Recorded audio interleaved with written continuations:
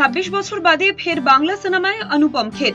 শেষবার কাজ করেছিলেন ঋতুপর্ণ ঘোষের সঙ্গে, কিন্তু তারপর বিগত 2 দশকে বাংলা সিনেমার সঙ্গে আর কোনো যোগাযোগ ছিল না প্রবীণ অভিনেতার। তবে এবার ফের একবার টলিউড মুখ বলিউডের তাবড় মুখ অনুপম খের। খবর, গতবারের মতো এবারও প্রযোজনার দায়িত্বে তিনি। 2002 সালে রিলিজ করেছিল ঋতুপর্ণ ঘোষ পরিচালিত বাড়িওয়ালি, যে সিনেমার মুখ্য ভূমিকায় অভিনয় করেছিলেন স্বনামধন্য অভিনেত্রী তথা অনুপম পত্নী কিরণ খের। 2.5 দশক আগে বাড়িওয়ালি ছবির শুটিং শুরুর আগে আচমকাই শেষ মুহূর্তে সরে দাঁড়ান প্রযোজক। সে সময় ঋতুপর্ণ ঘোষের ভাবনাকে সিনে পর্দায় তুলে ধরতে প্রযোজক হিসেবে এগিয়ে আসেন অনুপম খের। বলা ভালো, স্ত্রী কিরণ অভিনীত সিনেমার হাল ধরতে তিনি এগিয়ে এসেছিলেন। সেই সিনেমা পরবর্তীতে বিভিন্ন আন্তর্জাতিক চলচ্চিত্র উৎসবে বিশ্বজুড়ে সমাদৃত হওয়ার পাশাপাশি জাতীয় পুরস্কারও পেয়েছিল। যদিও বাড়িওয়ালি কিরণের কণ্ঠ নিয়ে সে সময় কম বিতর্ক হয়নি, তবে তারপর আর বাংলা সিনেমায় বিনিয়োগ করেননি অনুপম খের। এবার 26 বছর বাদে ফের টলিউড সিনেমার প্রযোজনায় অভিনেতা।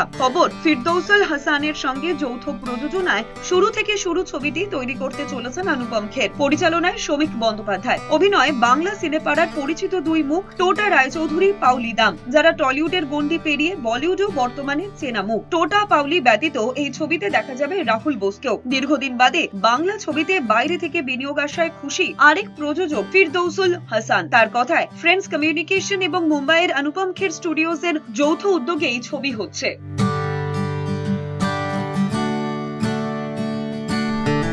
मैंने जो 26 साल पहले बारीवाली बनाई थी ऋतुपर्ण घोष की, अब हम यहाँ पर बना रहे हैं। यहाँ पर स्कूल का निर्माण भी, एक्टिंग स्कूल का भी निर्माण करना चाहते हैं।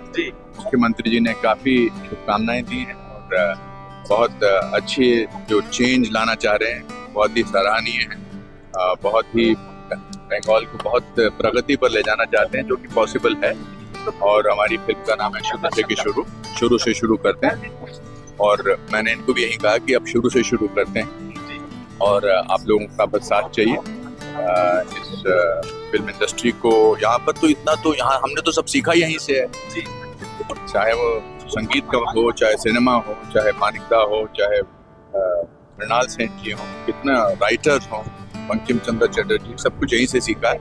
आज ऑफिशियली उनको शुभकामनाएं देने और उनको उनसे बताने कि हम ये फिल्म बना रहे हैं।